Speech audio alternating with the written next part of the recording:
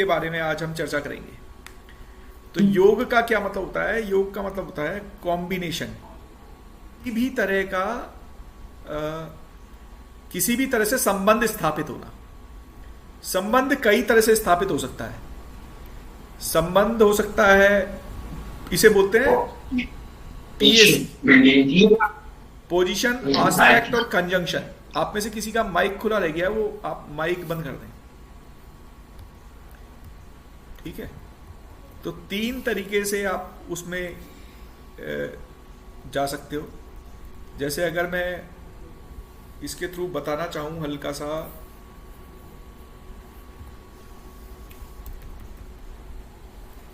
कि मान लीजिए 2 ग्रहों की युति हो आपस में, कोई 2 ग्रह एक साथ कहीं पर बैठ जाएं, जैसे गुरु और चंद्रमा बैठ गए, तो ये इसे बोलते हैं युति या कंजंक्शन।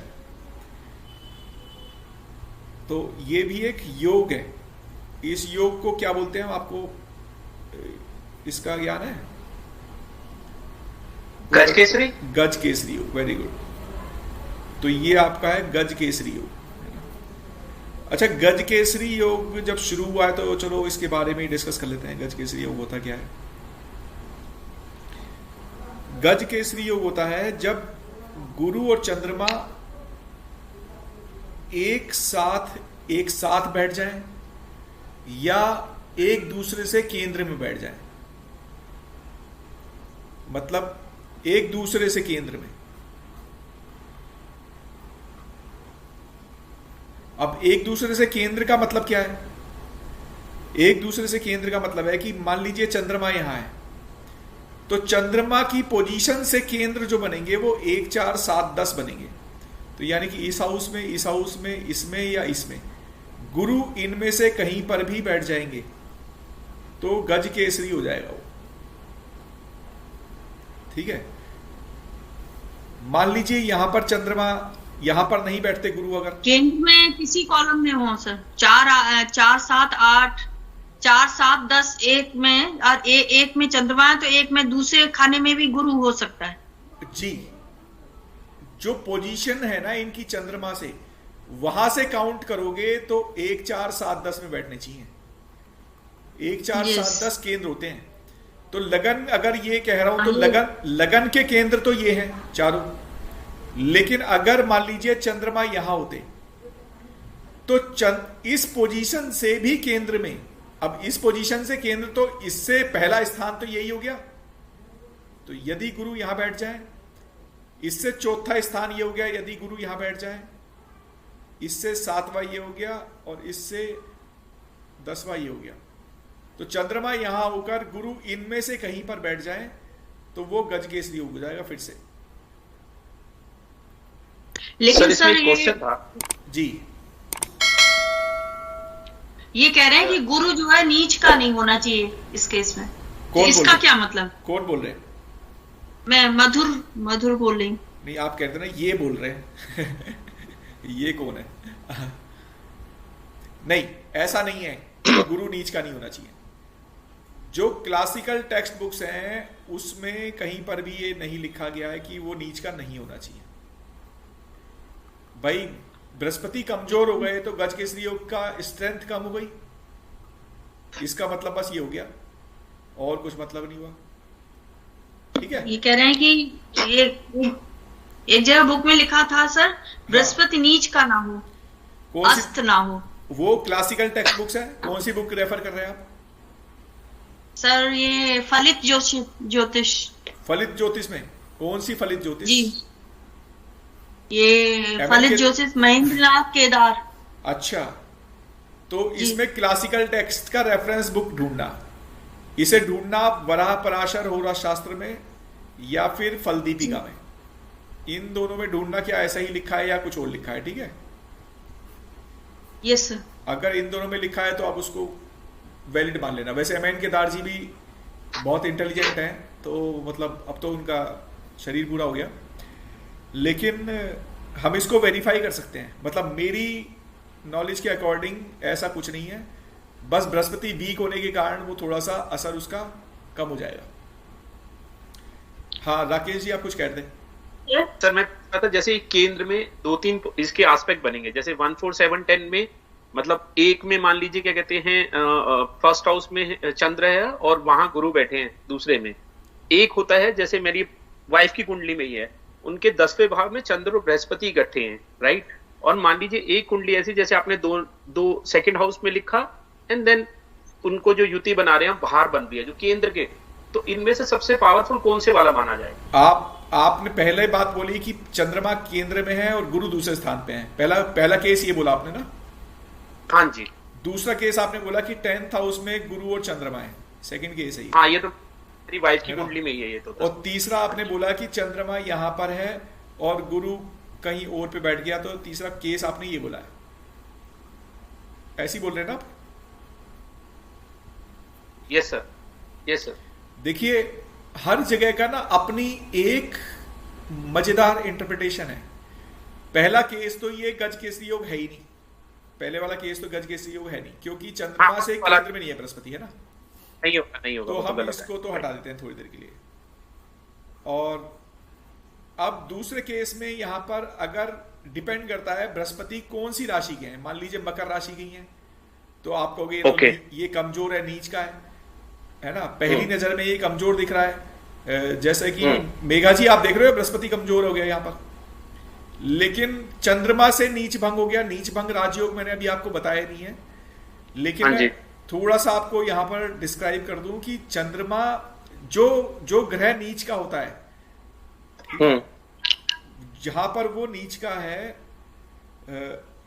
या उस राशि का स्वामी उसके साथ बैठ जाए, जैसे बृहस्पति मकर में नीच के हैं तो शनि इनके साथ बैठ जाते, या शनि की दृष्टि इस बृहस्पति पर पड़ जाती, तो उसका नीच भंग हो जाता। दूसरा रूल ये है कि नीच नहीं समझ में आ रहा, ये नीच क्यों हो जाता है? चंद्रमा नीच का है अभी। चंद्रमा नीच का नहीं है मेघा जी, आप पढ़ाई नहीं कर रहे बिल्कुल भी, ठीक है सर। आप बिल्कुल सर मैं मधुर बोल रही हूँ। मधुर जी आप बिल्कुल पढ़ाई नहीं कर रहे, ठीक है, सॉरी। हाँ सर, शायद मैं भूल गई हूँ, पढ़ा तो है, भूल गई सर, सॉरी। मकर राशि में बृहस्पति नीच के होते हैं, थोड़ा याद रखो अब बातों को, अब हम बहुत आगे आ चुके हैं। Yes sir, yes sir, yes sir, याद आ गया। हाँ, तो बृहस्पति जो है वो मकर राशि में नीच के होते हैं। मैंने पहला रूल बताया, रूल 1 नीच भंग का, कि यदि जिस राशि में ग्रह नीच का है, बृहस्पति नीच का है, उस राशि का स्वामी नीचस्थ, उसका जो प्लेनेट है जिस राशि में नीच का है, उस राशि का स्वामी, जैसे इस केस में वो शनि हो गए, क्योंकि बृहस्पति शनि में नीच के हैं, मकर राशि में नीच के हैं, उनकी दृष्टि यहां पड़ जाए या उनकी युति हो जाए तो नीच भंग हो जाएगा उसका। ठीक है, पहला रूल हो गया, समझ में आ गया। सेकंड रूल ये कहता है कि जिस राशि में बृहस्पति खुद उच्च के होते हो या वो ग्रह उच्च का होता हो, जुपिटर किस में उच्च का होता है? कर्क में उच्च का होता है ना, तो उसका उच्च नाथ, बृहस्पति का उच्च नाथ कौन है? वो है चंद्रमा। भाई बृहस्पति कर्क राशि में उच्च के हैं, कर्क राशि का स्वामी है चंद्रमा। चंद्रमा अगर उनके साथ बैठ जाए या दृष्टि दे दे, मान लो यहां पर भी चंद्रमा बैठा होता, दृष्टि देता, तो भी इस बृहस्पति का नीच भंग हो जाएगा। ठीक है, तो अब देखो ये गज केसरी योग था, बहुत अच्छा गज केसरी योग तो नहीं दिख रहा था क्योंकि बृहस्पति यहां पर कमजोर थे, लेकिन चंद्रमा से नीच भंग हो गया इसका, तो ये बृहस्पति ये गज केसरी योग कुछ कठिनाइयों के बाद में बहुत अच्छा एग्जीक्यूट करेगा अपने आप को। अब किस सेंस में एग्जीक्यूट करेगा? जिस घरों का स्वामी होगा बृहस्पति, उस सेंस में एग्जीक्यूट करेगा कि भाग्य जो है, भाग्येश होकर, भाग्य का स्वामी बृहस्पति नीच का हो रहा है, यहां पर भाग्य का स्वामी है ना, यहां बृहस्पति, तो भाग्य का स्वामी नीच का हो रहा है, इसका मतलब उसको भाग्य का साथ नहीं मिल रहा था, लेकिन जो हर्डल आएंगी भाग्य से या भाग्य से रिलेटेड, वही हर्डल दोबारा उसके लिए भाग्यशाली बन जाएंगी। जैसे अगर मैं एक छोटी सी कहानी बोलूं कि भाई मान लीजिए, एक मैं बड़ा अच्छा सा कहानी सुन रहा था छोटी सी, कि एक किसी के पास एक घोड़ा था। अब वो घोड़ा जो है उसका भाग गया, एक ही अकेला घोड़ा था उसका, वो जंगल भाग गया। तो लोगों ने कहा अरे ये तो बड़ा गलत हुआ, ये तो बहुत ज़्यादा दुख वाली बात हो गई कि एक ही घोड़ा था वो भाग गया। लेकिन वो घोड़ा जंगल से बाकी जंगली घोड़े ले आया 5-7 और, तो फिर ये 2 लोगों ने बोला अरे यार ये तो बहुत ही अच्छा हो गया।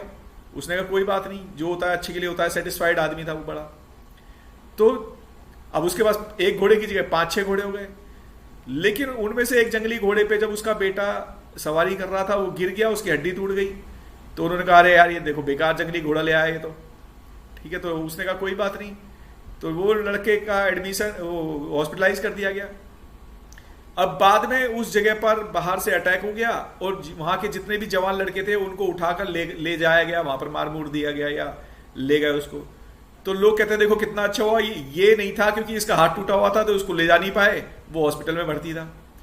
तो अब हम किसी भी सिनेरियो को ये नहीं बोल सकते कि वो भाग्यशाली था या दुर्भाग्यशाली था, वो दुर्भाग्य की ओर ले गया या वो भाग्य की ओर ले गया, ठीक है।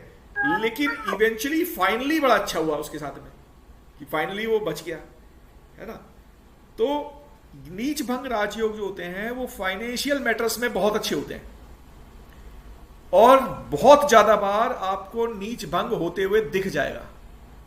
मतलब नीच के प्लेनेट बहुत रेयरली बसते हैं कि वो नीच में ही रह जाएं, ज्यादातर उनका नीच भंग हो जाता है, ठीक है। नहीं सर, इसके बेनिफिट मिला था क्या? मतलब उन्होंने बीएड करी और बीएड करते ही मेरी वाइफ को उनकी गवर्नमेंट जॉब लग गई, राइट। तो उनको बेनिफिट मिला। तो ये भाग्य का ही तो वो है। वो कुछ अजीबोगरीब सिनेरियो में जहां पर बड़े ही कम चांसेस होंगे वहां पर चीजें जो हैं वो बहुत ज्यादा अच्छे से एग्जीक्यूट हो जाती हैं, ठीक है। दूसरी बात जो मैं बोल रहा था कि ये जो गज केसरी योग है इसमें भाग्य का स्वामी 10वें भाव में जा रहा है, तो ये गवर्नमेंट जॉब बृहस्पति जो है वो गवर्नमेंट सेक्टर से जुड़वाता है, तो इसलिए गवर्नमेंट सेक्टर का साथ होने की वो होती है।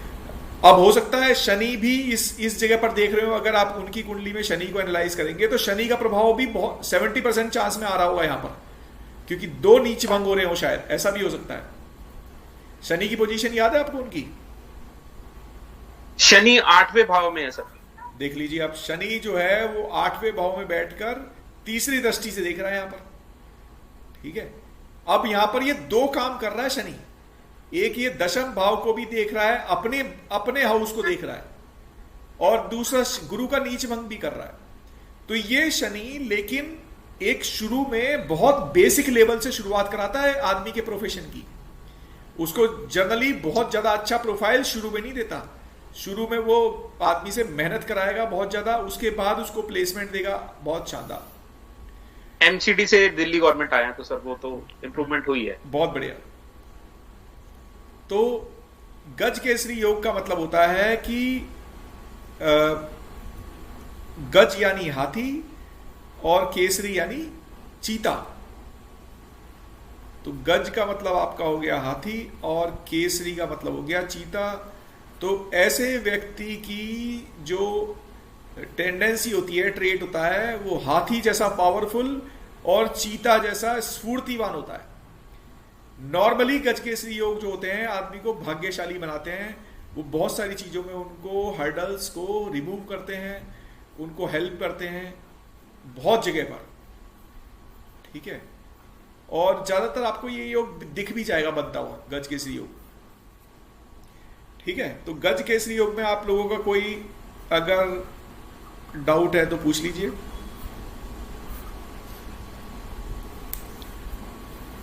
सर अगर चंद्रमा ये आपके 12th हाउस में है और 4th में यानी कि कर्क में जो है आपका बृहस्पति है, तो भी गज केसरी योग हुआ ये, क्योंकि वो केंद्र में है गुरु। चंद्रमा कहां पर बताया आपने? 4th हाउस में? मीन में 12th हाउस में सर। चंद्रमा मीन राशि 12th हाउस में है और गुरु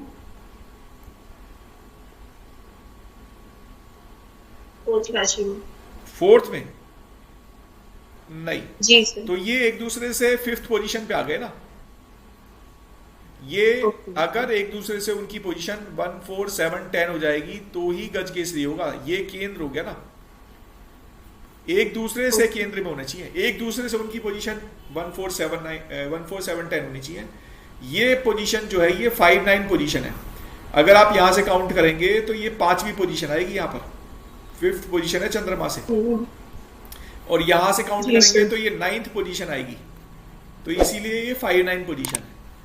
5-9 पोजीशन जो होती है वो अच्छी तो होती है, मतलब वैसे बृहस्पति यहाँ बैठकर एग्जॉल्टेड बृहस्पति हैं, यहाँ चंद्रमा है, अगर राशियां भी सेम है तो राशि परिवर्तन हो रहा है। देखिए यहाँ पर कर्क राशि का स्वामी मीन राशि में, जो कि बृहस्पति है, बृहस्पति की राशि है, बृहस्पति की राशि का स्वामी चंद्रमा की राशि में, चंद्रमा की राशि का स्वामी बृहस्पति में, तो इसको बोलते हैं राशि परिवर्तन।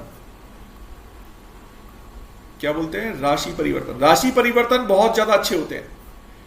राशि परिवर्तन आदमी को बहुत ज्यादा हेल्प करते हैं।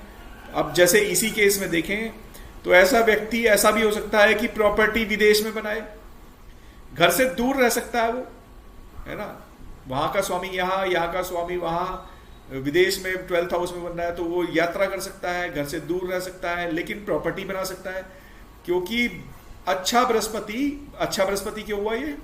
क्योंकि उच्च का बृहस्पति है ये, तो ये अपने मित्र को देख रहा है, चंद्रमा को, ठीक है। बृहस्पति और चंद्रमा के रिलेशन में बहुत ज्यादा आपको बहुत सारे अच्छे कॉम्बिनेशन दिखाई देंगे। 2 शुभ ग्रह हैं, केंद्र में बैठा है, ठीक, तो ये अच्छा है। हमने जो पढ़ा अब गजकेसरी योग पढ़ा, दूसरा हमने पढ़ा राशि परिवर्तन। इसमें किसी को डाउट? पहला था गजकेसरी, दूसरा था राशि परिवर्तन। राशि परिवर्तन अगर खराब प्लेनेट का भी है ना, मान लीजिए सूर्य शनि बैठ जाए, यहां पर जैसे शनि बैठ गया और यहां पर बैठ गया सूर्य, तो हो गया राशि परिवर्तन। भाई शनि सिंह राशि में है जो कि सूर्य की राशि है, और सूर्य कुंभ राशि में है जो कि शनि की राशि है। तो मैं आपकी राशि में बैठा हूं, आप मेरी राशि में बैठे हो, तो अगर खराब प्लेनेट है, मेलिफिक प्लेनेट है, अशुभ प्लेनेट है, तो वो भी कुछ नहीं बिगाड़ पाएगा इस हाउस का, क्योंकि यहां पर उनकी राशि में सूर्य बैठे हैं। ये एक तरह का एग्रीमेंट हो गया कि भाई साहब आप मेरे लिए अच्छा करो और मैं आपके लिए अच्छा करूंगा, और अच्छा नहीं करेंगे तो बुरा तो बिल्कुल नहीं करूंगा, ठीक है। इस तरह का एक बड़ा ही सुंदर कॉम्बिनेशन बन गया, और ये बड़े ही सक्सेसफुल कॉम्बिनेशन होते हैं, ये बड़े अच्छे होते हैं। अब पंच महापुरुष योग पढ़ते हैं। पंच महापुरुष योग जो होते हैं उसमें जैसे बृहस्पति बैठे हुए हैं, पंच महापुरुष योग, ये आपके 5 प्लेनेट से बनते हैं, ठीक है। 5 प्लेनेट इन्वॉल्व है इसमें प्लेनेट इन्वॉल्व है बृहस्पति, दूसरे इन्वॉल्व है शुक्र, तीसरे इन्वॉल्व है बुध, और चौथे इन्वॉल्व है मंगल, और 5वें इन्वॉल्व है शनि। इसमें सूर्य और चंद्रमा, राहु और केतु, ये आपके कंसिडर नहीं किए जाते, ठीक है, समझ गए। तो अब हम देखते हैं कि पंच महापुरुष योग में क्या हो रहा है। तो बृहस्पति से बनने वाले योग को बोलते हो हंस योग, तो हम इसको बोल देंगे भाई बृहस्पति से बनने वाला योग हंस। शुक्र से बनने वाला जो पंच महापुरुष योग होता है वो होता है मालव्य। बुध से बनने वाला पंच महापुरुष योग है भद्र, और मंगल से बनने वाला पंच महापुरुष योग है रोचक। शनि से बनने वाला शश या शश भी बोल देते हैं, ठीक है। अब पंच महापुरुष योग बनता कैसे है ये समझते हैं थोड़ा सा। पंच महापुरुष योग में देखिए 2 बातें आप याद रखना। हाँ जी, ये वाले योग आपने करा रखे हैं? हाँ करा रखे हैं, ये रिपीट कर रहे हैं ना हम योग, ओके, ठीक है। तो ये 2 तरीके से पंच महापुरुष योग बनते हैं, एक बनता है लगन से और एक बनता है चंद्रमा से। मतलब लगन से भी बन सकता है और चंद्रमा की पोजीशन से भी बन सकता है। तो लगन से जो केंद्र हैं वो है आपके ये चारों आपके केंद्र है लगन से। यदि इनमें बृहस्पति आ जाएं, इसमें या इसमें केंद्र में लगन से, ये लगन है आपका, और वो अपनी राशि के हो या उच्च राशि के हो, दो बातें मैंने बोली हैं, या तो वो लगन से मतलब लगन से केंद्र में हो, पहला रूल है ये रूल 1। रूल 2 क्या है कि वो उच्च के हो या स्वराशि हो, अपनी राशि के हो, तो ये योग बन जाएगा। तो अगर आप देखो इस मेष लगन की कुंडली में देखें तो बृहस्पति कहां पर बैठे तो हंस योग बन जाएगा, क्या आप बता सकते हैं? 4th हाउस में। Very nice. तो मेष राशि में नहीं बनेगा, मकर में नहीं बनेगा, तुला में नहीं बनेगा, लेकिन यहां पर ये उच्च के आ गए, इसलिए यहां पर ये हंस योग बन गया। राइट। तो पहला रूल था लगन के लिए, तो लगन से बन रही है। अब चंद्रमा से एक बार प्रैक्टिस करके देखते हैं कि चंद्रमा से केंद्र में हो।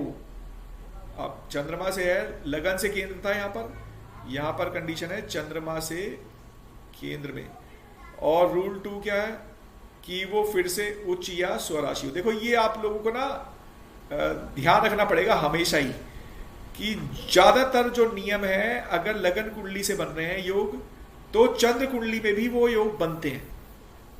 मतलब चंद्रमा से भी आपको वो पोजीशन देखनी चाहिए लगन के अलावा।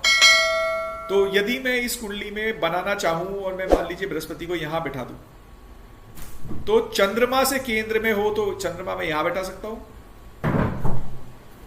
तो ये चंद्रमा से केंद्र बन गया, चंद्रमा से 4था हाउस जो हो गया अपनी राशि का बन गया। ये चंद्रमा से मैं यहां बैठा सकता हूं, तो बनेगा क्या ये बनेगा? इनमें से कौन सा बनेगा? नहीं बनेगा। नहीं, ये वाला नहीं बनेगा, इसको हटा देते हैं। मिथुन राशि में, कन्या में नहीं बनेगा क्योंकि अपनी राशि में नहीं है। चंद्रमा से केंद्र में है और अपनी राशि में है, तो ये यहां पर क्वालिफाई कर रहा है। तो ये एक्चुअली में, अब आप कहोगे भाई बृहस्पति तो 12वें घर में था, तो ये था, लेकिन चंद्रमा से तो केंद्र में था, इसलिए वो हंस योग बन गया। यहां तक किसी को कोई डाउट है तो वो पूछ लीजिए। ठीक है, क्लियर है, बढ़े आगे। अब शुक्र की बात करते हैं।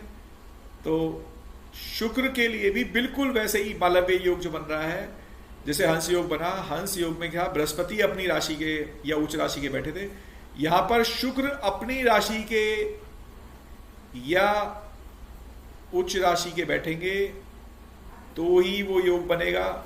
लेकिन वो केंद्र में होने चाहिए, या तो वो लगन से हो या चंद्रमा से हो। तो अगर शुक्र तुला राशि में बैठे हुए हैं तो चंद्रमा को आपको यहां बैठाना पड़ेगा।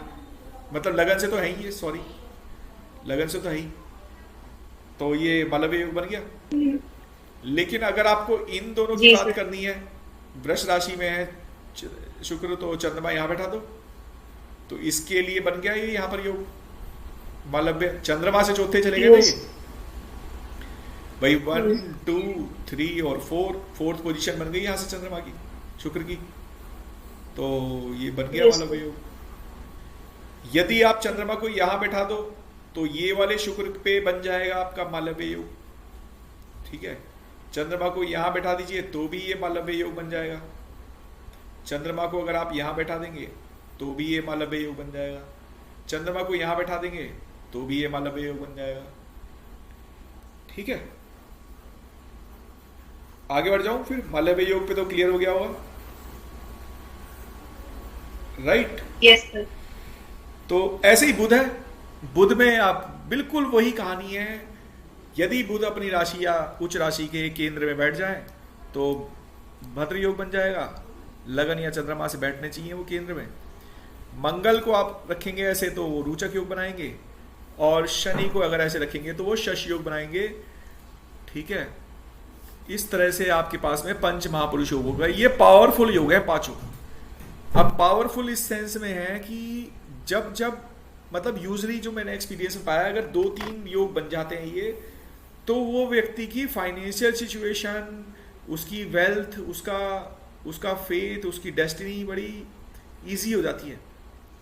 ऐसा यूजली देखा। कई कुंडलियों में स्ट्रगल भी करता है ये, ऐसा नहीं है कि स्ट्रगल नहीं कर रहे। स्ट्रगल किस सेंस में करेगा कि वो ही ग्रह अगर मान लो डिविजनल चार्ट्स में कमजोर पड़ जाए जाकर, तो फिर कुछ ना कुछ उनके साथ जीवन में उनकी गलतियों के कारण या कुछ भी, वो उस योग का फल जो है भोग नहीं पाते।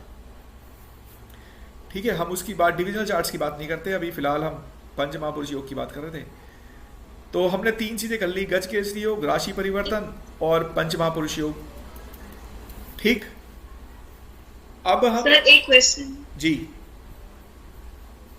तो जैसे 12th हाउस में आपका ये चंद्रमा है और उधर से 7वें में यानी कि 6th में जो है आपका मतलब कोई भी लाइक जैसे शुक्र या फिर बुध या जो भी है, तो भी वो योग ही बना ना? हाँ बिल्कुल। अब अगर आप यहाँ शुक्र बनाते हैं तो, लेकिन ये मालव्य योग नहीं बन पाएगा ना।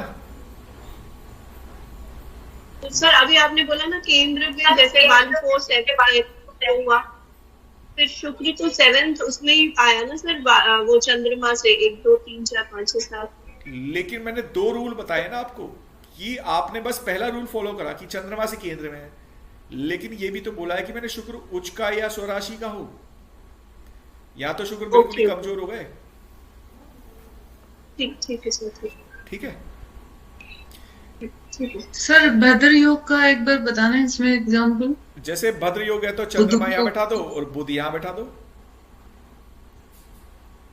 भाई चंद्रमा से केंद्र में आ गया, आप चंद्रमा को यहां बैठा दो, बुध का यहां बैठा दो, चंद्रमा को यहां बैठा दो, बुध को यहां बैठा दो, चंद्रमा बुध दोनों को यहां बैठा दो। चंद्रमा और बुध सर एक दूसरे के अपोजिट 180 डिग्री पे है। 180 डिग्री पे है। बुध अपनी राशि का होना चाहिए या उच्च का होना चाहिए। कौन सी राशि में है चंद्रमा, बताइए। चंद्रमा अभी, हाँ जी, चंद्रमा आपने कहा अभी ड्रॉ कहाँ किया है? अभी आपने चंद्रमा, मैं तो ड्रॉ करके हटा भी दिया। हाँ नहीं हटा दिया वो, मतलब मैं भूल गई। अच्छा, मैं ये कह रहा था कि आप बुध जो है वो अपनी राशि का होना चाहिए या उच्च राशि का होना चाहिए, और चंद्रमा से केंद्र में होना चाहिए। अब बुध यहाँ बैठे हैं तो इससे केंद्र तो ये वाले हो गए ना, एक ये हो गया, दूसरा ये हो गया, ये हो गया, ये हो गया, 3 6 9 12 केंद्र में चले जाएंगे ना कन्या से।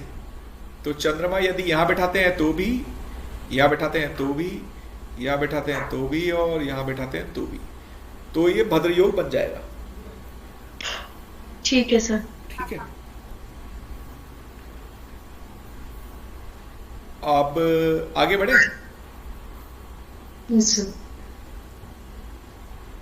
देखिए बृहस्पति से और चंद्रमा से बनने वाला योग था गजकेसरी, लेकिन चंद्रमा और बृहस्पति से बनने वाला एक और योग है जिसका नाम है शकट। जो शकट योग होता है उसमें चंद्रमा और बृहस्पति की जो पोजीशन है वो एक दूसरे से थोड़ी ठीक नहीं रहती। यानी कि बृहस्पति जो है चंद्रमा से वो 6 8 12 हो जाते हैं। मैं फिर से रिपीट कर रहा हूं, बृहस्पति जो है वो चंद्रमा से 6 8 12 जाते हैं। तो यदि चंद्रमा यहां है तो बृहस्पति 6th पोजीशन यहां बनेगी, 8 यहां बनेगी और 12 यहां बनेगी। ठीक है, यदि चंद्रमा यहां है, अब मैं दूसरा कलर का पहले लूं,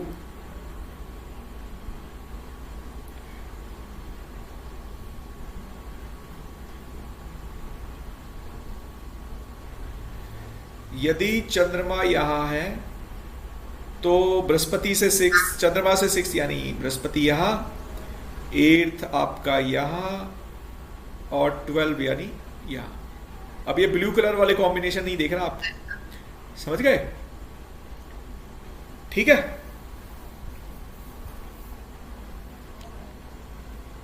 क्लियर? आगे बढ़ो।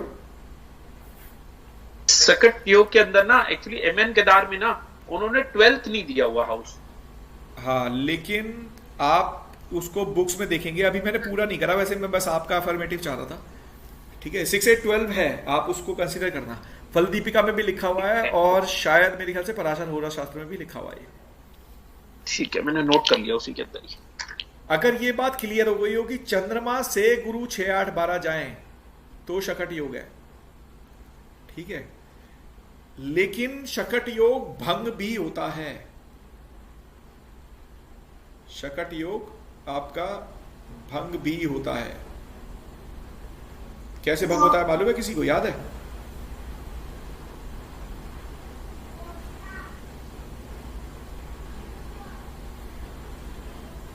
नहीं पता?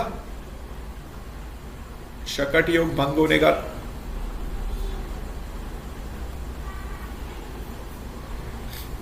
देखिए, यदि अब देखो दो बुक्स अलग अलग रेफर, दो बुक कहती हैं इस बारे में, दो बातें हो रही है। पहली बुक कह रही है कि चंद्रमा को केंद्र में नहीं होना चाहिए। तो अगर चंद्रमा तो शकट योग भंग हो जाता है जी, अगर चंद्रमा केंद्र में आ जाए तो शकट योग भंग हो जाता है। जी जी जी जी जी, बिल्कुल परफेक्ट। तो जो हमने ये वाला एग्जाम्पल लिया था जिसमें हमने चंद्रमा को और ये गुरु को यहां ऐसे कर दिया था कि चंद्रमा यहाँ लगन में बैठे हुए हैं और जो गुरु आपके 6, 8, 12 बैठे हैं, तो अगर ऐसा कॉम्बिनेशन है तो ये शकट योग नहीं रहेगा, ये कैंसिल। तो इसको तो हम हटा देते हैं, मतलब चंद्रमा केंद्र में आ गया तो खत्म। अच्छा, एक और भी बुक में ये बोला गया है कि बृहस्पति भी केंद्र में नहीं होना चाहिए। तो जैसे अगर चंद्रमा यहां है और इसके लिए 6ठे हाउस में या 12वें हाउस में गुरु यहां जा रहे हैं, तो ये वाला शकट योग भी कंसिडर नहीं होता है। तो अगर इस तरह का कोई एग्जाम्पल है जिसमें चंद्रमा यहां है और यहां से 8वें चंद्रमा यहां जा रहे हैं, तो ये शकट योग है। अब देखिए, जब कुंडली आप देखोगे तो आप इसको बड़ा सुंदर योग बोलोगे कि यार ये बृहस्पति तो अपनी राशि का भाग्य भाव में, भाग्येश अपने हाउस में बैठा हुआ है, ये तो बड़ी अच्छा चीज है। लेकिन हम यहां पर इन चंद्रमा से कॉम्बिनेशन को थोड़ा सा स्किप कर जाएंगे अगर हम शकट योग नहीं जानते तो। ये शकट योग है सर। चंद्रमा जो है वो 9वें हाउस में और गुरु जो है वो 4th हाउस में, तो ये सकट योग हो गया होगा ना? क्या? बृहस्पति केंद्र में आ गया तो भंग हो गया, हाँ, है ना? अच्छा जी, तो 4th हाउस में। हाँ, वो उसके साथ है, ये इसके साथ बिल्कुल बिल्कुल बिल्कुल, हाँ, लियो के साथ है, ठीक है ना सर। हाँ जी, सर ये तो फिर आपकी जो कुंडली है ये उसमें भंग हो जाता है ना? बिल्कुल क्योंकि आपका शटक बिल्कुल भंग हो तो जाएगा, आपकी कुंडली भंग हो जाएगा ना? बिल्कुल भंग हो जाएगा। Okay, thank you. तो यदि अब शकट योग के बाद हम, अगर हमारे पास समय बचा हुआ है तो आप लोगों के पास थोड़ी सी है स्टेमिना 2 और योग करने का? सर एक बार ये बता दीजिए कि मतलब लाइक हाँ जी, जैसे अभी आपने एक्सप्लेन किया ना, तो जैसे आपने वो अभी गज केसरी योग एक्सप्लेन किया था ना कि गज मीन्स हाथी और केसरी मीन्स चीता, तो ये हंस योग और इसके बारे में भी इसकी क्वालिटीज क्या क्या है? इसकी प्रेडिक्शन, राइट। तो देखिए, इनके जो कारकत्व हैं इन 5 के, उनसे जोड़ो ना इनको। बृहस्पति है, बृहस्पति विवेक का कारकत्व लिए हुए है, बृहस्पति ज्ञान का कारकत्व लिए हुए है, तो हंस योग अगर वो बना रहे हैं तो उसमें वो उस तरफ ले जाएगा, रिलीजियस एक्टिविटी में इन्वॉल्व करेगा, उसको ज्ञान से जोड़ेगा, उसको अच्छी चीजों में जोड़ेगा। बृहस्पति के पास एक कारकत्व नेगेटिव भी है जो अहंकार है, तो अहंकार भी बना सकता है, अहंकार ही ला सकता है आदमी को। तो बृहस्पति जब लगन में देखोगे आप 1.25 लाख दोष कुंडली के खत्म हो जाते हैं। लेकिन हंस योग बनने पर कभी कभी आप ये भी देखोगे कि वो अहंकारी भी बन जा रहे हैं, ऐसा भी आप देखोगे, ठीक है। तो आप क्या बोलोगे भाई, बृहस्पति के कारकत्व में वृद्धि कर दोगे। शुक्र मालव्य योग की बात करोगे तो शुक्र क्या है? शुक्र है लग्जरियस लाइफ, शुक्र है एमिनिटीज, शुक्र है फिजिकल रिलेशन, शुक्र है एंजॉय करना, भौतिकता की बात करता है, भौतिक संसार की बात करता है, तो वहां पर मालव्य योग फॉर्म अगर हो गया तो उससे रिलेटेड कारकत्व में शुक्र बहुत ज्यादा वृद्धि कर देंगे। अगर उन शुक्र पे अच्छे ग्रहों की, शुभ ग्रहों की दृष्टि पड़ रही है तो वो व्यक्ति बहुत ज्यादा एंजॉय करेगा लाइफ को, एबिलिटीज को। अगर यहीं पर खराब प्लेनेट की दृष्टि पड़ रही है तो खराब चीजों में इन्वॉल्व कर देगा। मतलब वो एंजॉय फिर भी कर रहा होगा, लेकिन हो सकता है उसको रोक दे दे, शुक्र से रिलेटेड रोक दे दे, आंखों का रिलेटेड रोक दे दे, जेनिटल ऑर्गन से रिलेटेड रोक दे दे। अब बुध है भद्र योग, तो बुध है एंजॉयमेंट, बुध है एंटरटेनमेंट, बुध स्पोर्ट्स का है, बुध वोकल स्ट्रेंथ का है। जी मतलब ये जो योग फिर बन रहे हैं, अगर मतलब अगर ये इस पर जो है बुरे ग्रह की दृष्टि पड़ रही है तो फिर इस योग का कोई मतलब नहीं है, मतलब उसका बुरा इफेक्ट है हमें, मतलब वो अपने कारकत्व में कमी ले आएगा, बुरा नहीं है। ये बहुत स्ट्रांग है सारे के सारे, ये बहुत पावरफुल योग है ये पंच महापुरुष योग। आप देखो योगों की शुरुआत ही पंच महापुरुष से हो रही है, राइट। तो और केंद्र की बहुत ज्यादा वैल्यू है। जब आप योग पढ़ोगे ना, ये सारे हम योग करेंगे, तो आप इसका एसेंस समझने की कोशिश करना कि क्यों वो उसी तरह से योगों को बोल रहे हैं, बार बार केंद्र की बातें क्यों कर रहे हैं, बार बार त्रिकोण की ही बात क्यों कर रहे हैं, है ना। तो यानी कि केंद्र तो हमारे जीवन के स्तंभ है, वो फाउंडेशन रख रहे हैं, राइट। तो इसलिए केंद्र बहुत ज्यादा इंपॉर्टेंट हो गए। और केंद्र में जब कोई शुभ ग्रह आ रहे हैं, वो पावरफुल हो रहे हैं, तो उन पावरफुल ग्रहों का बहुत ज्यादा महत्व हो गया है। और जब जब उनकी दशाएं, अंतर दशाएं आएंगी तो वो टर्न अराउंड करने की कोशिश करेंगी। अगर कोई कमजोर प्लेनेट, कोई अशुभ प्लेनेट उनको देख रहा है, उनके ऊपर दृष्टि डाल रहा है या उनको इन्फ्लुएंस कर रहा है, तो थोड़ी सी उनकी पावर कम करेगा। डिपेंड करता है वो अशुभ प्लेनेट क्या खुद भी स्ट्रांग है या नहीं है। वो एक तो वो मेलिफिक होना चाहिए, दूसरी बात वो स्ट्रांग होना चाहिए। अब यहां पर एक तरह से कुश्ती लड़ी जा रही है, द्वंद्व हो रहा है दो पहलवानों का। और दो पहलवान जब आपस में द्वंद्व कर रहे हैं तो आप यही तो एनालाइज करोगे कि भाई एक ज्यादा पावरफुल है, एक कम पावरफुल है। लेकिन जो ज्यादा पावरफुल है उसको फीवर हो रखा है इस वक्त, उसकी दशांतर दशा ही नहीं चल रही।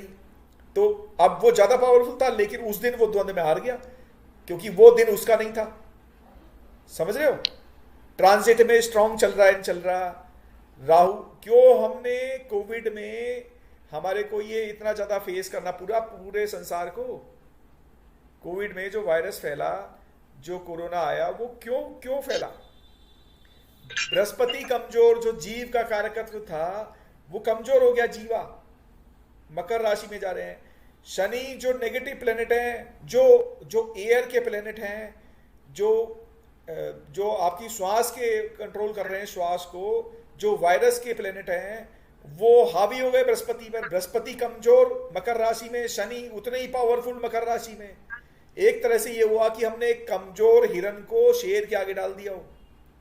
एक तो हिरन पहले ही कमजोर, वो भाग नहीं सकता, ऊपर से शेर पहलवान जो उस वक्त थोड़ा भूखा फील कर रहा है, नया नया मकर राशि में घुसा है। तो उसने क्या करा, उसने जब ये द्वंद्व चला तब ये चीजें गड़बड़ हुई। अब हमें बाकी प्लैनेट्स का भी रोल एनालाइज करना चाहिए कि बाकी प्लैनेट्स ने क्या क्या रोल प्ले करा। मेडिसिन कब आई, जब सूर्य आपके एग्जॉल्ट फॉर्म में गए, जब सूर्य उच्च के होने लग गए, तो वहां से मेडिसिन की बात चालू हो गई अप्रैल मई से। वहां पर सूर्य उच्च के होते हैं, वो मेडिसिन लेते हैं, मेडिसिन रिसर्च के, सूर्य जो है रिसर्च के कारकत्व लिए हुए हैं, ठीक है ना। तो वहां से सूर्य ने अपना उनका स्टार्ट करा। जब ये वक्रीय होकर बृहस्पति पीछे गए, जब राहु का इन्वॉल्वमेंट आया, तो अलग अलग परम्यूटेशन कॉम्बिनेशन बनने लगे। कभी कभी लगा अब चला जाएगा, अब लॉकडाउन खत्म हो जाएगा, कभी कभी लगा फिर लॉकडाउन आया। ये कैसे हुआ, उसको आपको हमें बारीकी से स्टडी करना चाहिए ना, कि राहु कहाँ प्लेसमेंट थी। राहु वृष राशि में आए तो डायग्नोज ही नहीं कर पा रहे कोई लोग, पूरी दुनिया परेशान हो रही है, ठीक है। मतलब मेडिसिन के बाद भी मेडिसिन डिलीवर नहीं हो रही, कंफ्यूजन स्टेट हो रही है, लोग भाग रहे हैं इधर उधर। ज्यादातर लोग तो भागने के कारण मरे हैं, बजाय वो मतलब पैनिक होने के कारण उनके अंदर ज्यादा वो हुआ। जो जिनका इम्यून सिस्टम स्ट्रांग था, जिनमें पेशेंस था, जिन्होंने धैर्य बनाए रखा, जिन्होंने समझदारी दिखाई, वो बच गए। जिनके पास इन चीजों की कमी थी वो डाउन चले गए, क्योंकि बृहस्पति जीव का कारकत्व है, वो लाइफ का कारकत्व है, वो कमजोर पड़ा हुआ है इस वक्त। वो हल्की सी भी जिसका इम्यून वीक था, बृहस्पति उनको नहीं बचा पाए। शनि ने उनको लंग्स में इन्फेक्ट करके, कफ में प्रॉब्लम क्रिएट करके, एयर के थ्रू वायरस को इंजेक्ट करा, अपने कारकत्व को बढ़ाया। ठीक है, और देख लो अभी डिसअपियर हो गया एकदम से, कुछ जगह को छोड़ के सब जगह पर ज्यादातर डिसअपियर हो गया। हम तो है तो वही लोग। ठीक है ना। तो राकेश जी आप कुछ पूछ रहे हैं, जल्दी से राकेश जी की क्वेरी ले लेते हैं, बाकी फिर हम बाद में कर लेंगे। सर मेरी कुंडली में जैसे केंद्र में चौथे भाव पे चंद्रमा है और 11वें भाव में गुरु है, तो सकट योग भंग माना जाएगा ना? सकट योग भंग हो गया, क्योंकि चंद्रमा केंद्र में आ गए। चंद्रमा यदि केंद्र में आ गए तो शकट योग भंग है। ये बुक शायद फलदीपिका में रेफरेंस है, मानसागरी में शायद ये मेंशन है कि बृहस्पति भी केंद्र में आ जाए तो भी शकट योग भंग है। हाँ जी, फलदीपिका में एक्चुअली उन्होंने सारे नहीं बताया, बस एक छठा का बता दिया। हाँ, तो 6, 8, 12 में चंद्रमा से जाए बृहस्पति जाने की बात हो रही है, चंद्रमा जाने की बात नहीं हो रही। चंद्रमा से पोजीशन बहुत इंपॉर्टेंट है, लगन से बहुत ज्यादा इंपॉर्टेंट है। चंद्रमा से 6, 8, 12 बृहस्पति गया तो शकट योग है, लेकिन चंद्रमा और बृहस्पति केंद्र में नहीं होने चाहिए, ये भंग हो जाएगा अगर हो गया तो। शिवाली जी आप बताइए क्या कहते हैं? सर जैसे अभी आप जुपिटर की बात कर रहे थे, तो जुपिटर जैसे कल से पाइसेस में आ रहे हैं 2.5 महीने के लिए, तो ये सर अच्छे के लिए ही हो रहा है, सिचुएशंस और बेटर होंगी। जुपिटर मेष में जा रहे हैं या मीन में, क्या कह रहे हो? कल सर पाइसेस में मीन में जा रहे हैं ना, कल मीन में एंटर कर रहे हैं ना, तो बृहस्पति मीन में जा रहेंगे तो अपनी राशि में तो अच्छी बात है ना। वही पूछ रही हूँ ना सर आपसे, तो वो मतलब जैसे अभी आप बृहस्पति की बात कर रहे थे, तो वो फिर अच्छा ही होगा ना? बिल्कुल बिल्कुल। भाई कोई भी प्लेनेट अपनी राशि में जाएगा, अपनी उच्च राशि में जाएगा तो वो अच्छा ही होगा नॉर्मली। लेकिन अगर मान लीजिए किसी के लिए बृहस्पति खराब है ना, मान लेते हैं कि वृष लगन की कुंडली है। अब वृष लगन की कुंडली में तो बृहस्पति अष्टमेश बने और लाभेश बने।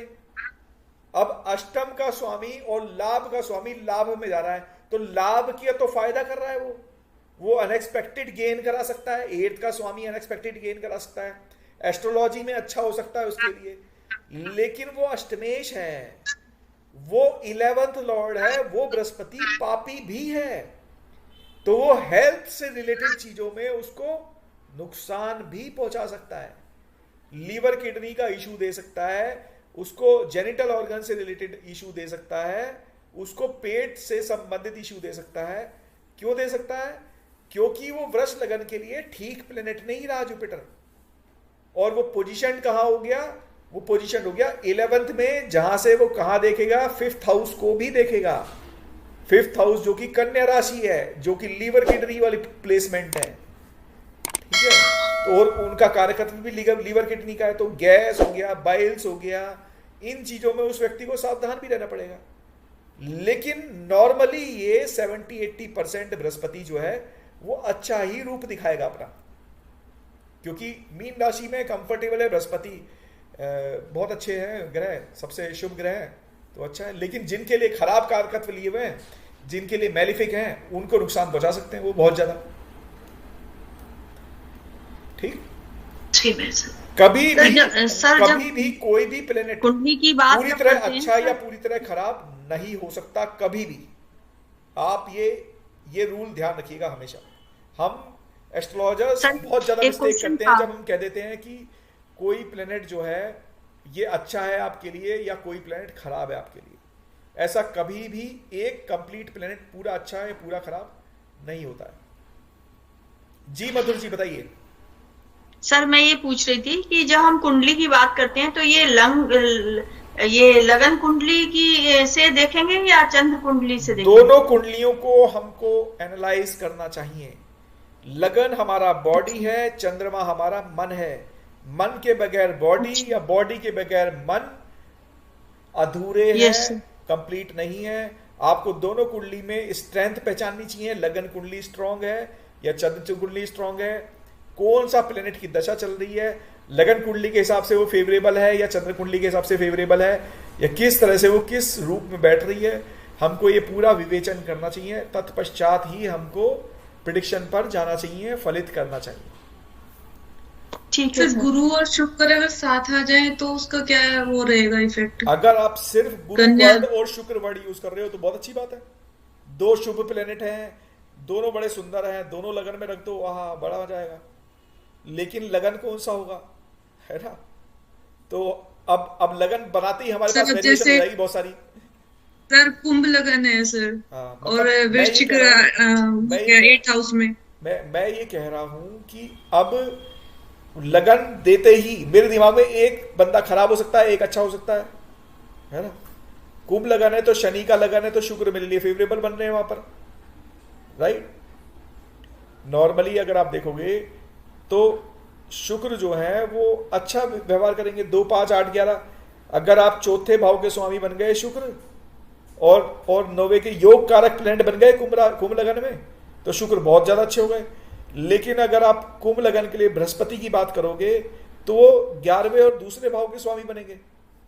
11वें और दूसरे के भाव के स्वामी बनकर आपका क्वेश्चन क्या होगा, बृहस्पति उसके अनुसार अपना रूप बदल देंगे। आप कहोगे फाइनेंस की बात आप बताओ भाई मुझे, तो मैं कहूंगा बड़े अच्छे हैं क्योंकि धन के स्वामी है भाई और लाभ के स्वामी है बृहस्पति, बड़े अच्छी बात है, बहुत अच्छी बात है। मीन में जा रहे हैं, बहुत अच्छी बात है, मैं यही तो कहूंगा। लेकिन नहीं सर, कन्या राशि में है ना सर? आप कुंभ लगन की अगर बात कर रहे लगन थे, आप कुंभ लगन की बात हाँ कर जी रहे थे, सर, कन्या राशि कहां हाँ से जी आई? सर, कुंभ लगन में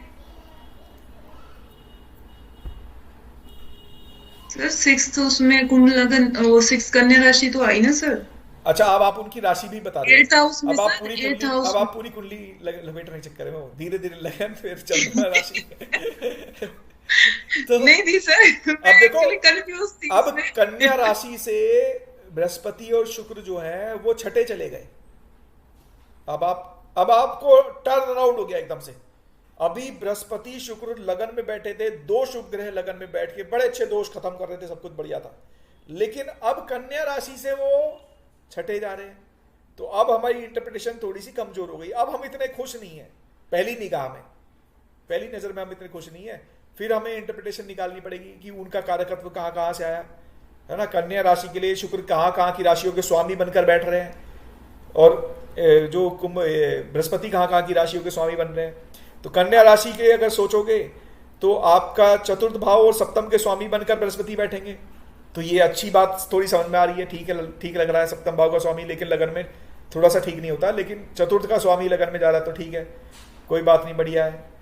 अगर आप शुक्र की बात करोगे तो शुक्र 9वें भाव के स्वामी और दूसरे भाव के स्वामी बन के लगन में आ गए, मतलब चंद्र राशि की बात कर रहा हूं मैं, चंद्र कुंडली के हिसाब से, है ना?